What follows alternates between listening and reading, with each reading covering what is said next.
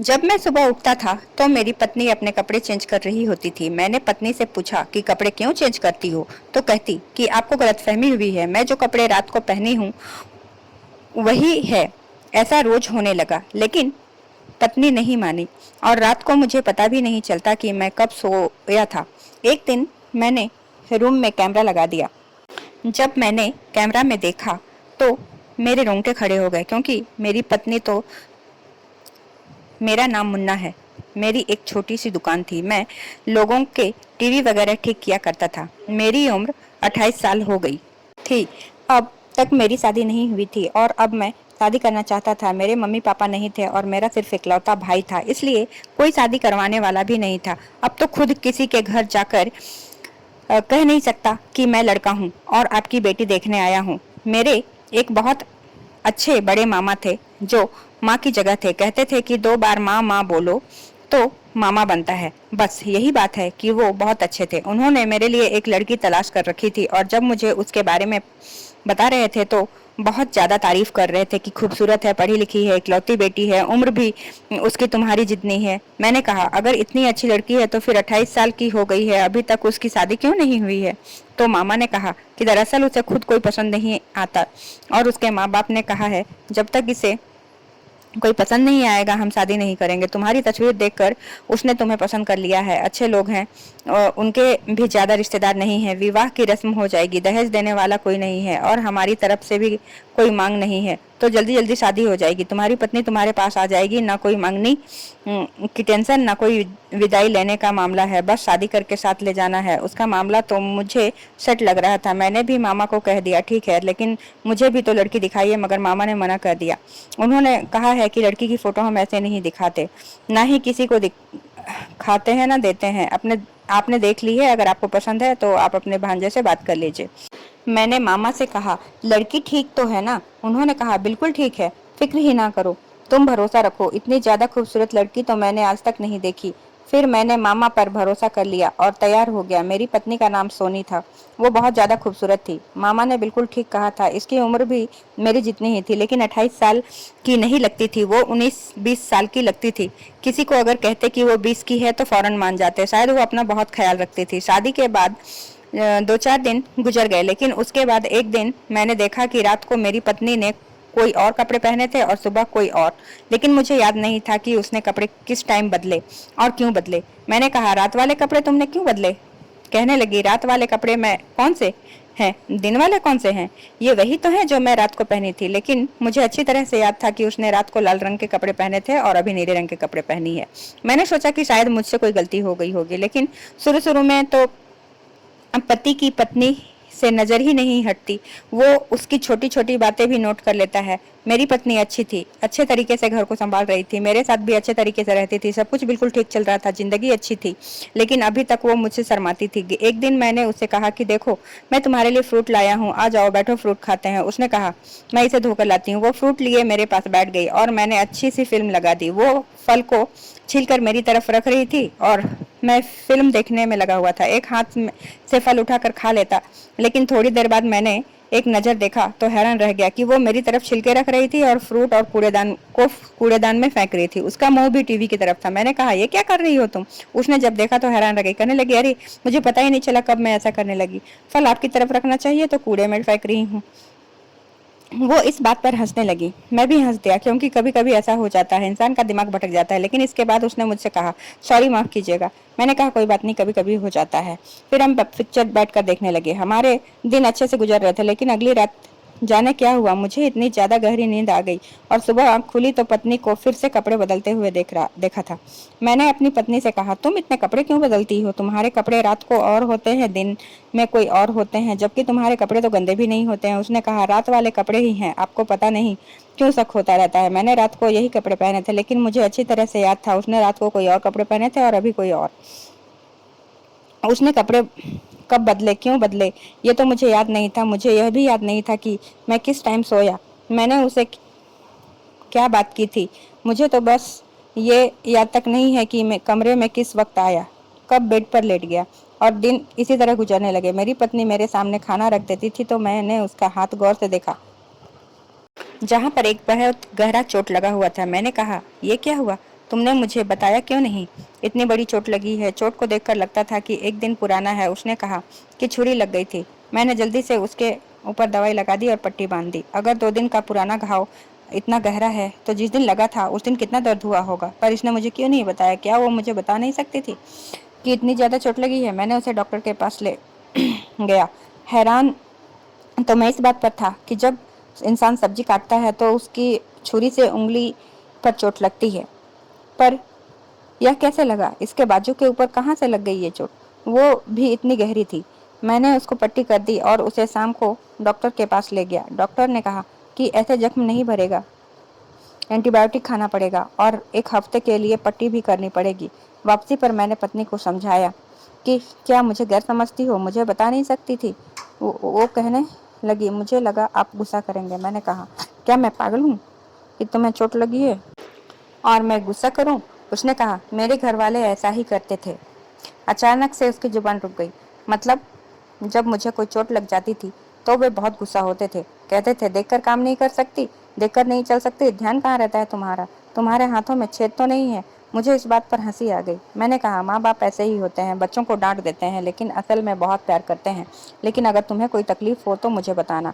मेरी पत्नी की ऐसी कोई हरकत नहीं थी जिसकी वजह से मैं उस पर गुस्सा करता या मैं बिना वजह उससे कोई बात सुनाता। सारी जिंदगी तो अकेले ही रहा था मैं। अब तो मुझे एक रिश्ता मिला था, एक ऐसा इंसान जो मेरे घर में रहती थी, मेरे काम करती थी, मेरे साथ अच्छे से रहती थी। तो फिर मैं उसके साथ क्यों बुरे तरीके से पेश आता? लेकिन रात होते ही मुझे इतनी गहरी नींद आने लगती कि मैं जो करना चाहता वो भी नहीं कर पाता था। अपनी पत्नी के साथ बैठकर कुछ देर बातें कर लेता। इंसान उस लम्हे को अच्छे से गुजार लेता है जब पत्नी को देख लेता है कि कितनी प्यारी है मेरी पत्नी। लेकिन रात होते ही मैं कमरे में आता और घोड़े गधे बेचकर सो जाता और सुबह ही मेरी आंख खुलती और मुझे यह भी याद ना होता कि रात को क्या हुआ था। खाना खाने तक की बात मुझे याद होती थी, उसके बाद की सारी बातें भूल जाता। अचानक से ज्यादा नींद क्यों आने लगी थी? मैंने क्या किया था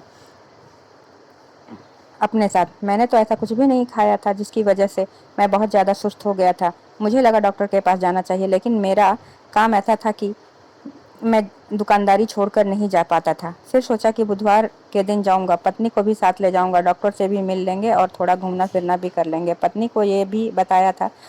फिर हम दोनों बाजार चले गए, लेकिन उसने मुझे यह कहकर उलझाया, पहले हम कपड़े की दुकान पर चलते हैं, फिर कहती है फिल्म देखते हैं, फिर कहती है कि मुझे कुछ खाना है। इतने में डॉक्टर का टाइम गुजर गया। मैंने कहा, चलो कोई बात नहीं, अगले हफ्ते चले जाएंगे। वैसे भी मुझे कोई इतना बड़ा प्रॉब्लम नहीं है, बस थोड़ी सी ही तो सुस्ती हो रही है। लेकिन इस बात अजीब थी कि मेरी पत्नी को मेरी तबीयत की कोई खास चिंता नहीं थी। उसने कहा कि छुट्टी का दिन है, पूरे हफ्ते काम करते हैं, आज आपको सिर्फ मेरे साथ ही दिन गुजारना है। उसने अपनी सारी ख्वाहिश पूरी करवा ली। काफ़ी सारे पैसे भी खर्च हो गए। फिर मैंने उससे कहा कि इंसान कमाता किस लिए है? पत्नी बच्चों के लिए ही तो कमाता है और बच्चे होने का अभी कोई कारण नजर नहीं आ रहा था। 2 महीने होने वाले थे लेकिन पत्नी ने अभी तक कोई खुशखबरी नहीं सुनाई थी। बहुत जल्दी से एक छोटा सा कोई प्यारा बच्चा हो जाता तो मेरी फैमिली पूरी हो जाती, लेकिन ऐसा कुछ नहीं हुआ। बस इस तरह हमारे दिन गुजर रहे थे। पत्नी को कपड़े बदलने की बड़ी आदत थी, लेकिन एक बात बहुत हैरान करने वाली थी कि वो जब भी बाजार जाती ढेर सारे कपड़े लेकर आती। जो कपड़ा वो एक बार पहन लेती वो दोबारा नहीं पहनती थी। अपने घर से भी काफ़ी सारे कपड़े लेकर आई। मैंने भी उसके लिए काफ़ी सारे कपड़े खरीदे थे। जो भी मुझे पसंद आया मैंने उठा लिया। सोचा कि और तो कोई खर्च करने वाला नहीं है, पत्नी की चीज़ें तो अच्छे तरीके से पूरी कर लूँ ताकि वो खुश हो जाए। लेकिन अभी भी उसके लिए कपड़े कम थे। जब मैं उसे महीने का खर्च देता तो उसे भी वह कपड़े ले लेती। एक दिन कहने लगी, राशन के पैसे कम हो गए थे तो उधार कर दिया है, आप जाकर पैसे दे दीजिएगा। मैंने कहा कि तुम ज़रूरत से ज़्यादा पैसे दिए थे, फिर कैसे खर्च हो गए? उसने कहा कि पीछे दुकान में सेल लगी हुई थी, मैंने वहाँ से 4 सूट ले आया। वैसे तो मेरी पत्नी में कोई खराबी नहीं थी, लेकिन मेरी पत्नी की आदत अब खुलकर मेरे सामने आ रही थी। वो ये थी कि वह बहुत ज़्यादा पैसे खर्च करती थी। एक दिन मैंने अपनी पत्नी को एक काले रंग की सूट में देखा, वो बहुत प्यारी लग रही थी। हमें एक दिन मेरे दोस्त के घर डिनर में जाना था। मैंने उसे कहा कि तुम शाम को तैयार हो जाना। 2 घंटे पहले उसका फ़ोन आया कि कपड़े कौन से पहनूं, मेरे पास कोई कपड़े नहीं। मैंने कहा, ये औरतों का प्रॉब्लम क्या है, अलमारी भरी पड़ी रहती है फिर भी कहेंगे कि कपड़े नहीं है। मैंने कहा कि वह काला वाला फ्रॉक पहन लो। तो वो कहने लगी, वो तो घर पर नहीं है। मैंने कहा, घर पर नहीं है, कहीं होगा। मैंने कहा, कहाँ चला गया? यहाँ से क्या मतलब है घर में होगा? उसने कहा, नहीं है वो, आप मेरे लिए कोई सूट ले आइए। मैंने उसके लिए इस टाइम सूट नहीं ले सकता था क्योंकि महीने का आखिरी चल रहा था। मुझे कोई अच्छा सूट 3-4 हज़ार में लेना पड़ता। मैंने कहा वहीं कहीं पड़ा होगा, उसका सूट उसको नज़र नहीं आ रहा होगा। मैं घर चला गया। मैंने कहा कि मैं खोजता हूँ, लेकिन जब मैंने उसकी अलमारी खोली तो हैरान रह गया। उसके अंदर तो 2-3 कपड़े के अलावा और कुछ नहीं थे, जबकि कितने कपड़े वो खरीदती थी और मैं भी लाता था। उसकी अलमारी में तो सुई रखने की जगह नहीं बचनी चाहिए थी, लेकिन ऐसा नहीं था।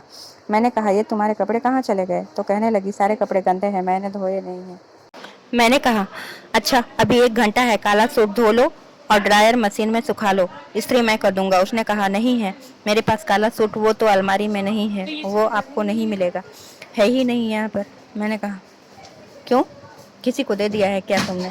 कहने लगी कि हाँ, गांव वाली मांग लेगी, कह रही थी बड़ा प्यारा है, उसने वापस नहीं किया। मैंने कहा उसे लेकर आओ। उसने कहा कि वो घर पर नहीं है। अब मुझे अपनी पत्नी पर गुस्सा आ गया। मैंने कहा क्या अपने कपड़े धोकर नहीं रख सकती हो तुम, दूसरे को दे देती हो?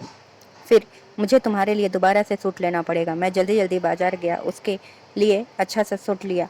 मेरी जेब खाली हो गई थी, गुस्सा भी बहुत आ रहा था, लेकिन दावत पर जाना था इसलिए मूड खराब नहीं करना चाहता था। पत्नी को कहा कि तैयार हो जाए और हम दावत पर चले गए, लेकिन दावत पर जाकर जो हुआ वो देखकर मैं हैरान था। मेरी पत्नी बड़ी खूबसूरत लग रही थी। सब लोग उसके बारे में अच्छी तरह से बात कर रहे थे। मैंने उसे अपने दोस्तों की बीवियों के पास छोड़ दिया और खुद दोस्तों के पास चला गया। वो औरतों से बातें कर लेंगी। दूर से देखकर ही ऐसा लग रहा था कि अच्छी भली बातें हो रही हैं, हो सकता है हमारा ही बुराई हो रहा हो। फिर काफ़ी अच्छा माहौल था, पार्टी का खाना भी लगने वाला था, लेकिन थोड़ी देर के लिए किसी औरत के चिल्लाने की आवाज़ आई। जब वहाँ देखा तो होश उड़ गए कि मेरी पत्नी ने मेरे दोस्त के पत्नी को सर में कांच की बोतल उठाकर दे मारी थी। उसने बहुत ज़्यादा चोट लग गई थी उसे, वो बहुत दर्द में थी। मेरा दोस्त अपनी पत्नी की तरफ बढ़ा। सब लोग मेरी पत्नी को हैरानी से देख रहे थे। मेरी पत्नी भागकर जाकर गाड़ी में बैठ गई। मैंने अपने दोस्त की पत्नी को मदद करने की कोशिश की, लेकिन मेरे दोस्त ने कहा कि दफ़ा हो जाओ यहाँ से, अपनी पत्नी को कभी मत लाना। सब लोग मेरे अजीब नज़रों से मुझे देख रहे थे। मैं गाड़ी में आया। मैंने कहा ये तुमने क्यों किया? लेकिन मेरी पत्नी भी बेहोश पड़ी थी। मैं भी हैरान रह गया। उसे अस्पताल ले गया। डॉक्टर ने कहा आपकी पत्नी डर की वजह से बेहोश हो गई है। मैं हैरान रह गया। उसे घर ले आया। उसने से पूछा कि तुमने ऐसा क्यों किया? उसने कहा कि वो मेरी बेइज्जती कर रही थी। उस पर मुझे गुस्सा आ गया। मैंने कहा तुम्हें गुस्सा आता है तो तुम लोगों के साथ ऐसा करती हो? तुम्हें ऐसी हरकत नहीं करनी चाहिए थी। तुम्हें पता है इस वजह से मेरी कितनी बदनामी होगी, बेइज्जती होगी मेरी। मेरी पत्नी रो कर मुझसे माफ़ी मांगने लगी। फिर उसकी तबीयत अचानक ख़राब होने लगी। मैंने कहा ठीक है, मेरी पत्नी की हरकतें बिल्कुल भी ठीक नहीं थी। मुझे पता लगाना था कि वो करती क्या है। वो इतनी सारे सूट खरीदती है, लेकिन उसके सूट घर में नहीं थे। उसके शरीर पर हमेशा जख्मों के निशान लगे रहते थे और ये पागल वाली हरकतें एक नॉर्मल इंसान नहीं कर सकता है। मैंने अपने कमरे में एक सीसीटीवी कैमरा लगा दिया और रात को सुकून से सो गया। सुकून से क्या समझो, बेहोश हो गया। पता नहीं क्या मामला था। सुबह जब उस कैमरे की रिकॉर्डिंग मेरे पास आया तो मैंने ऑफिस में चलाया और देखा। जब मैंने रिकॉर्डिंग देखा तो हैरान रह गया। मैंने देखा कि मेरी पत्नी मेरे साथ सोने का नाटक करके आधे घंटे बाद उठ गई। फिर उसने मुझे चेक किया। वो मुझे ऐसे हिला रही थी जैसे मुझे जगा रही हो, फिर भी मैं नहीं जाग रहा था। इसका मतलब मैं सोया हुआ नहीं था, मैं बेहोश था। वो मुझे बेहोश करती थी। शायद वही खाने में कुछ चीज़ मिला दिया करती थी, क्योंकि उसके आने के पहले तो ऐसा कुछ भी नहीं होता था। इसके बाद उसने जो कपड़े पहने थे वो बदल दिए। जो कपड़े पहले थे उसको कैंची के साथ काटने लगी। उसको काट काट कर उसका इतना बुरा हाल कर दिया कि दोबारा उसे सही नहीं किया जा सकता था। फिर उसने उसको एक थैले में डाल दिया। उसने अलमारी का एक हिस्सा खोला जिसके अंदर उसने थैले को भर दिया। वीडियो में नज़र आ रहा था कि अलमारी के एक हिस्से में ऐसे 1000 कपड़े के थैले पड़े थे, जिसका मतलब इसने अपने सारे सूट इसी तरह फाड़ कर काट कर इस थैले में डालकर वहाँ फेंक दिया करती। मेरी पत्नी अजीब सी हरकतें कर रही थी। कभी इधर उधर जाती, कभी आईने में खुद को देखती, कभी हंसती और फिर आकर सो जाती। यह नज़ारा देखकर तो मेरे रूह कांपने लगे। मैं बहुत ज़्यादा परेशान हो गया था, लेकिन मैं समझ गया था कि मेरी पत्नी नॉर्मल नहीं है। तभी तो अभी तक उसकी शादी नहीं हुई थी। जो जख्म मैंने उसके जिस्म पर देखा वो अपने आप को खुद लगाती थी। वो अपने कपड़े कैंची से काट देती थी, फिर उनको थैले में भर देती थी और उसे रख देती थी। मुझे लगा उसे कोई दिमागी बीमारी है। मैं सीधी सुबह उसके घर पर वालों के पास गया। उनको थोड़ी बहुत वीडियो भी दिखाई, सब कुछ बता दिया। उन्होंने कहा हमारी बेटी को दिमागी बीमारी है, तभी तो इसकी शादी नहीं हुई थी। तुम तो अकेले इंसान हो, तुम्हारे पास कोई नहीं था, इसलिए तुम्हारे रिश्ते के लिए हमने हाँ कर दी और इसको तुम्हारे साथ भेज दिया। नहीं तो सास ननद का मामला होता तो फिर पहले दिन ही पता चल जाता, लेकिन तुम अकेले होते थे इसलिए शायद तुम्हें पता नहीं चला। मैं हैरान हो गया। मैंने कहा कि मेरी ज़िंदगी को बर्बाद कर दिया आप लोगों ने, अब मैं क्या करूँगा। उन्होंने कहा हमने इसका बहुत इलाज करवाया लेकिन यह ठीक नहीं होती है, डॉक्टर कहते हैं कि इसे पागल खाने में भिजवा दो। मैंने कहा आपको यही करना चाहिए था, मेरी ज़िंदगी तो बर्बाद ना होती। कैसी औरत जो मुझे बेहोश कर रही है, कल को तो मुझे ये जहर भी दे सकती है। मैं अपने पत्नी को अपने घर वालों के पास छोड़ आया। मैंने कहा इसका इलाज करवाइए, अगर ये ठीक होती है तो मैं इसे दोबारा ले लूँगा, नहीं तो मुझे इसे छोड़ना पड़ेगा। तो वो लोग मजबूर थे, इन्होंने मुझे भी मजबूर बना डाला। इनके पास कोई चारा नहीं था, मेरे पास भी कोई चारा नहीं था। वो अपने घर में ही है, कहते हैं कि हम इसका इलाज करवा रहे हैं लेकिन पता नहीं असर हो रहा है या नहीं। मुझसे झूठ बोला गया, मेरी पत्नी की सच्चाई मुझे नहीं बताई गई। अगर वो मुझे बता देते तो आज ये कुछ ना होता। अब है तो मेरी पत्नी, अगर ठीक हो गई तो दोबारा से अपना लूँगा, नहीं तो उसे मुझे छोड़ना पड़ेगा। लेकिन मैं ऐसा नहीं करना चाहता, मैं उसके साथ रहना चाहता हूँ। मुझे नहीं पता वो ठीक होगी या नहीं, लेकिन फ़िलहाल बस यही दुआ है कि अगर वो ठीक होती है तो ठीक हो जाए, क्योंकि वो मेरी पत्नी है, मैं उसके साथ रहना चाहता हूँ। बस यही मेरी ज़िंदगी की कहानी है। कभी-कभी इंसान के साथ ऐसा भी हो जाता है, लेकिन हालात को बर्दाश्त करना पड़ता है और रिश्तों को ख़त्म करके बात ख़त्म नहीं की जा सकती। अगर आप लोगों को मेरी ये कहानी अच्छी लगी हो तो मेरे चैनल को सब्सक्राइब और लाइक करना बिल्कुल ना भूलें और कमेंट करें ये कहानी आपको कैसी लगी। धन्यवाद।